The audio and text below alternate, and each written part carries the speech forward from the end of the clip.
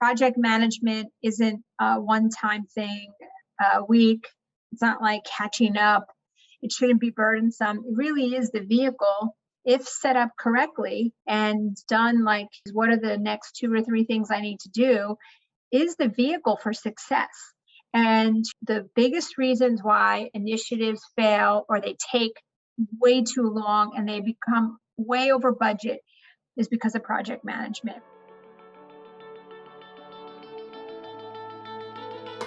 Welcome to the Healthcare Leadership Experience, a place where healthcare leaders will share proven strategies and innovative approaches to leading the clinical and business side of healthcare.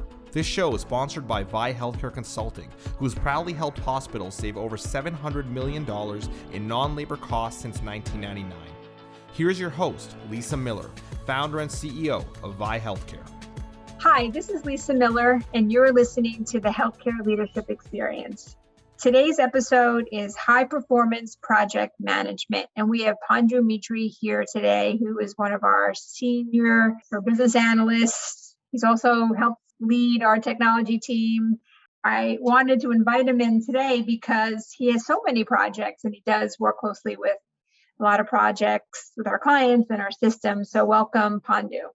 Thank you, Lisa. I appreciate that introduction and having me on the podcast. And of course, we have Lisa Larter, our producer. Welcome, Lisa. Thank you. Good to be here. So project management, it's such an interesting topic, right? We have project management training. We have people who are employed by the hospital for project management. You know, they really are wanting to push key strategic initiatives, whether that's technology, whether that's performance improvement initiative.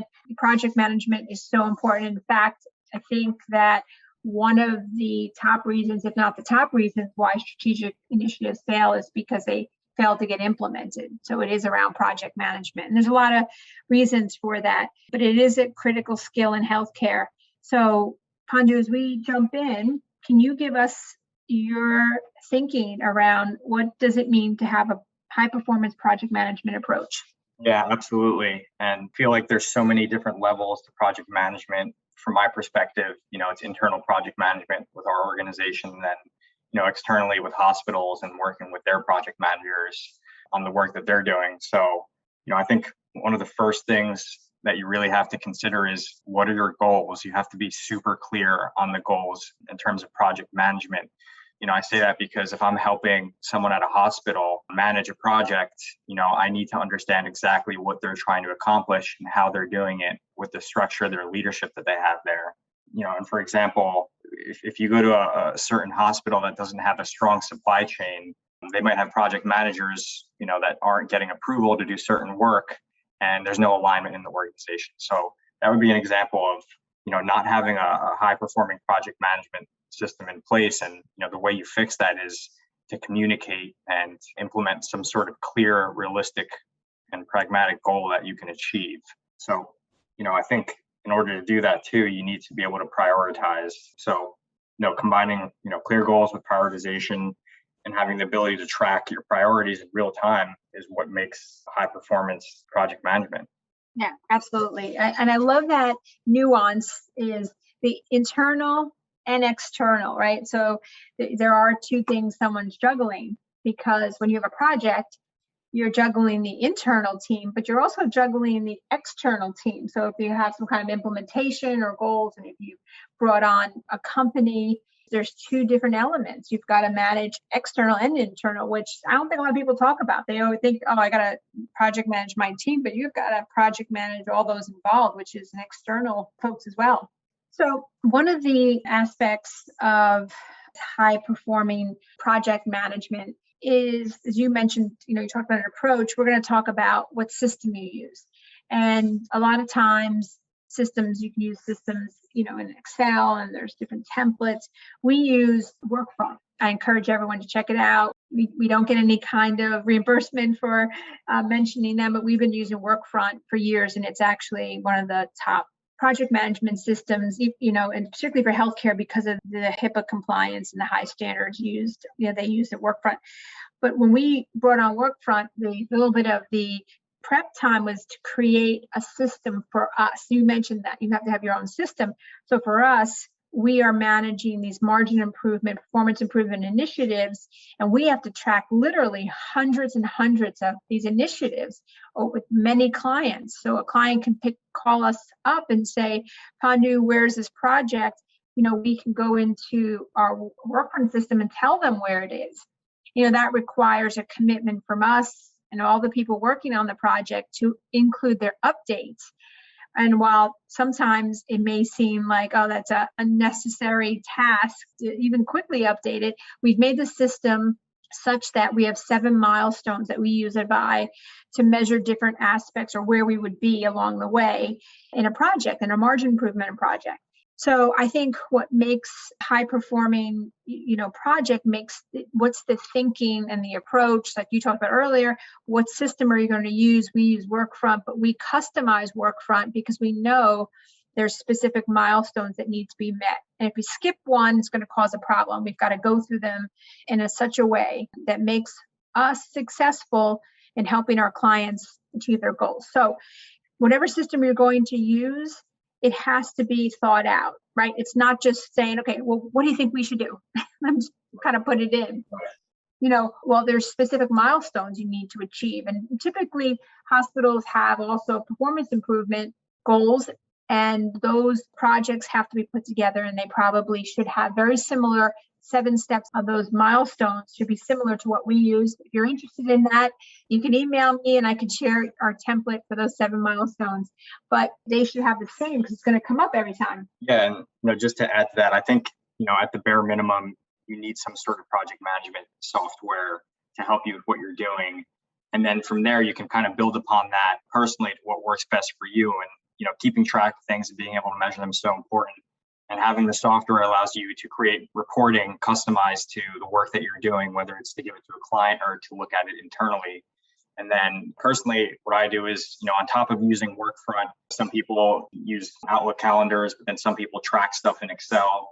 And what I do is, at the end of the day, I'll write down a list of tasks that I have that I need to accomplish, and I'll prioritize the top 3 tasks that I need to get done in order to keep these projects moving. And it goes hand in hand with the project management software because you can visually see how far along you are with certain projects. And I think that has a huge impact on the amount of work and the tasks and prioritizing to get these projects done.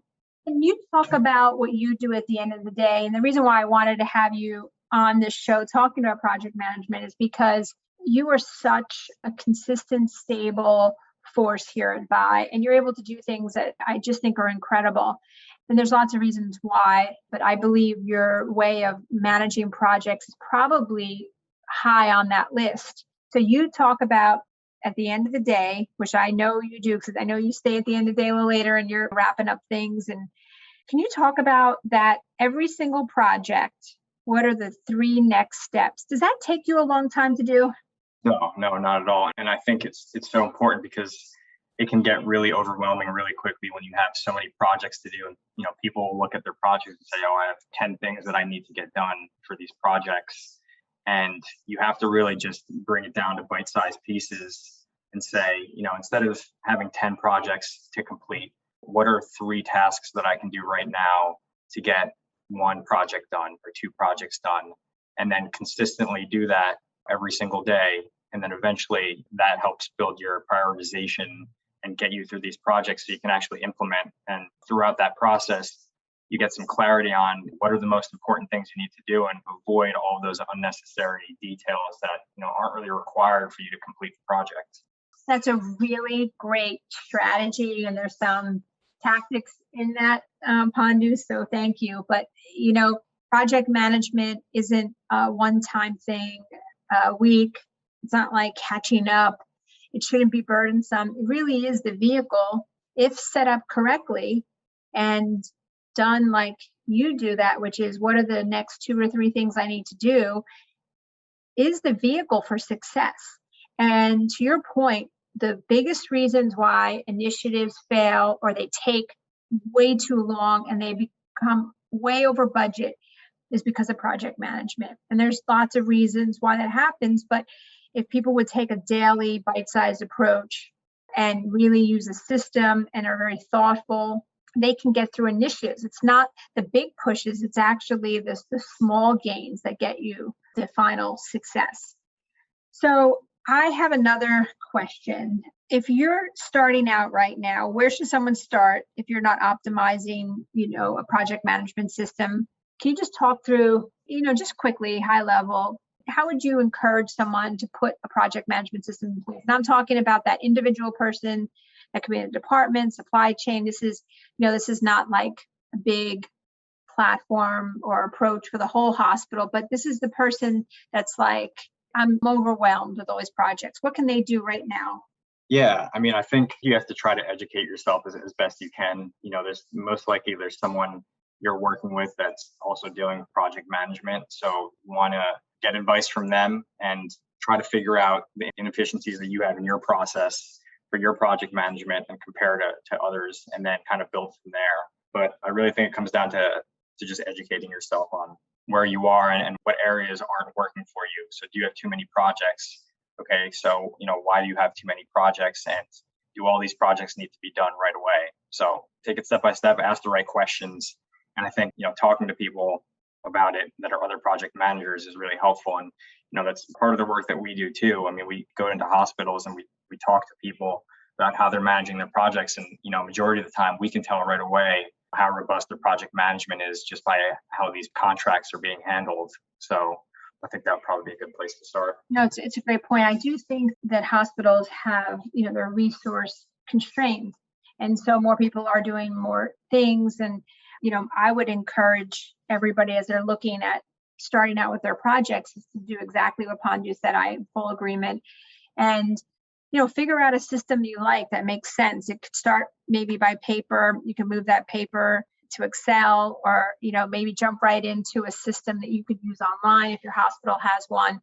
But it's really not the creation of a project management system. It's not a high performing project management system. It's using it, and you got to gain alignment and milestones, and really letting that system be the accountability, the collaboration vehicle, so that it gives visibility. So if a senior leader says where we are with the project, it removes the emotion, the stories behind why things are getting done.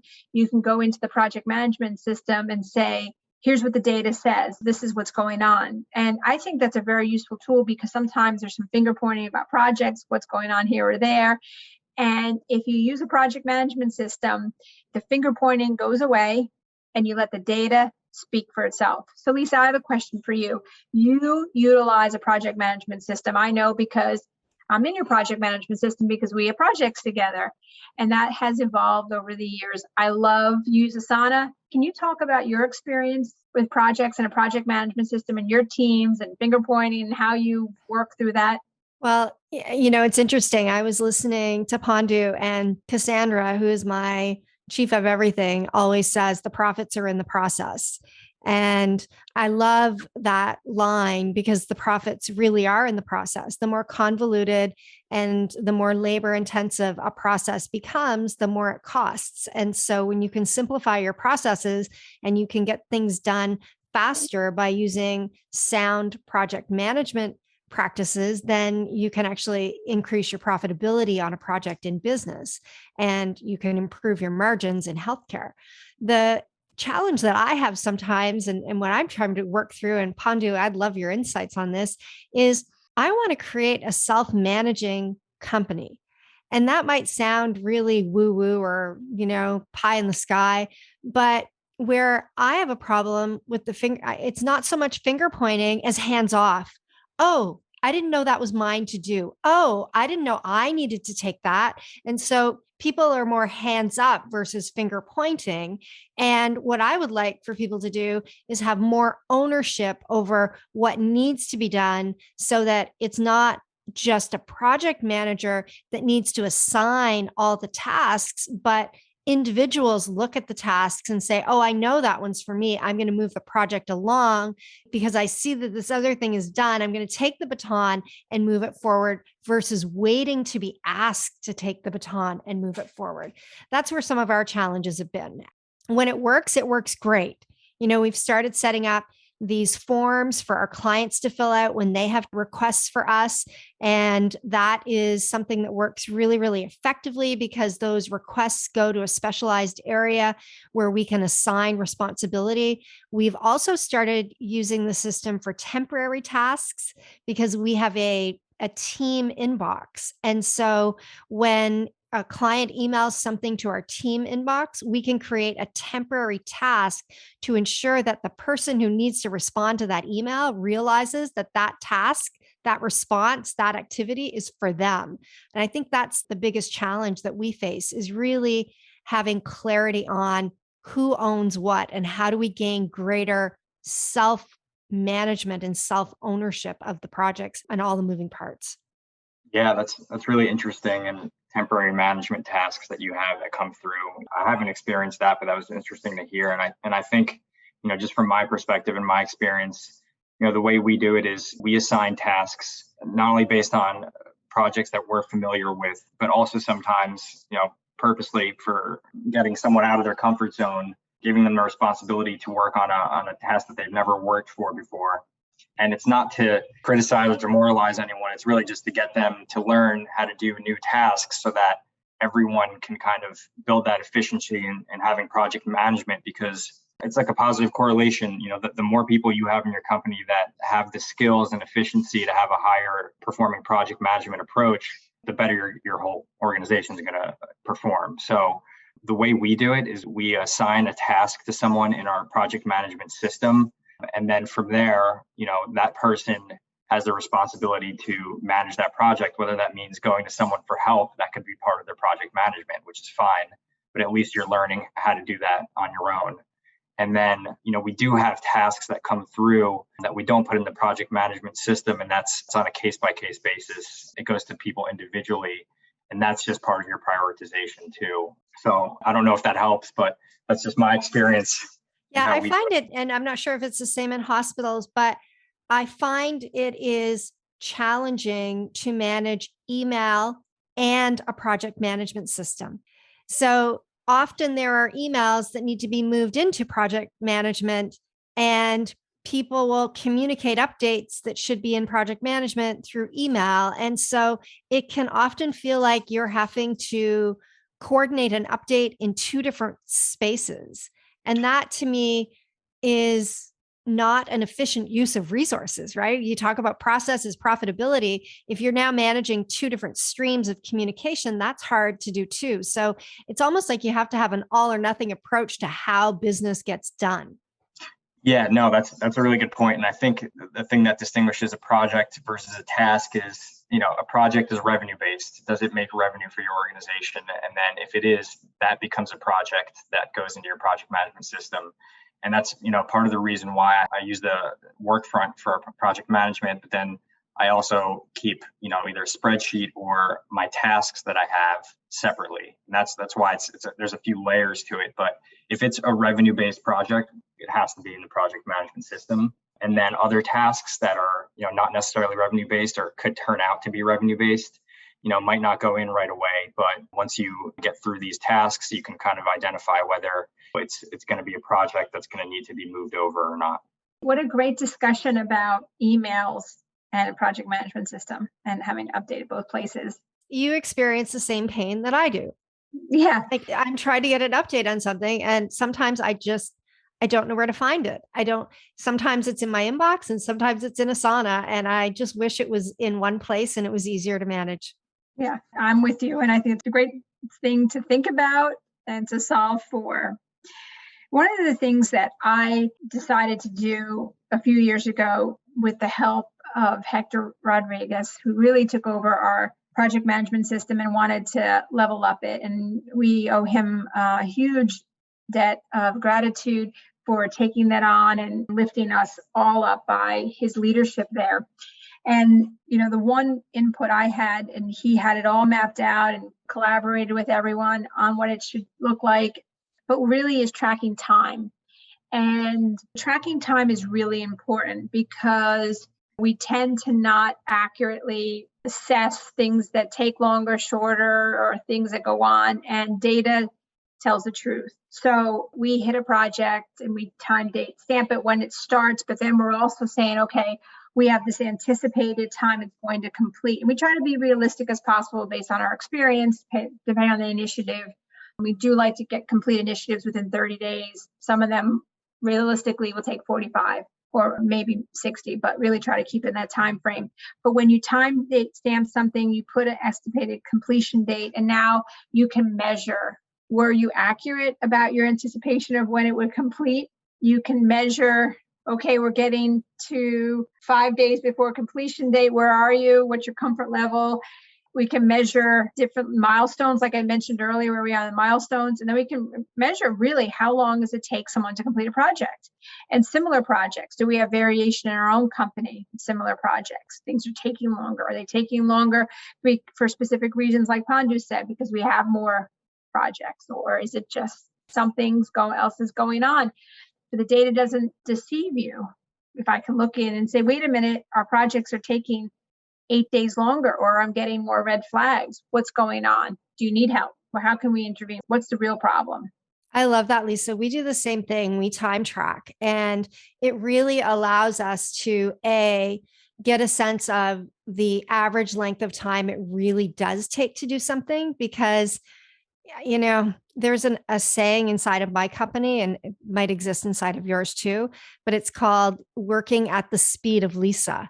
And so because of my years of experience, I am often able to get things done a lot faster than other people inside of my organization. And so Cassie is always saying to me, if it takes you 5 minutes, it takes someone else 15, because they don't operate at the same speed as you. And so time tracking allows you to really see what the true time is if you're averaging certain tasks amongst the team members, and it allows you to isolate the outliers of when productivity is really not where it needs to be. Yeah, and I think it's operating the speed at Lisa works here as well. But here's the interesting point about that, right? I think we go into default thinking or default operating system. So the example is your calendar invites are defaulted to an hour. I will never have an hour meeting with my team unless it's something special. I'll never have an hour meeting with our clients unless it's something special. And we tell our clients, listen, we value your time, and then the time that we're spending, working on projects. That's what you want us to do, not on meetings and calls unless, they're necessary. So my default time to a meeting could be 15 minutes, 20 minutes, or a half an hour. Half an hour is a lot for me. And Pandu knows that too. So I'm going to change the default and make it 15 minutes or 20 minutes. The reason why it's so important is because I see it a lot with this default thinking of how long things should take.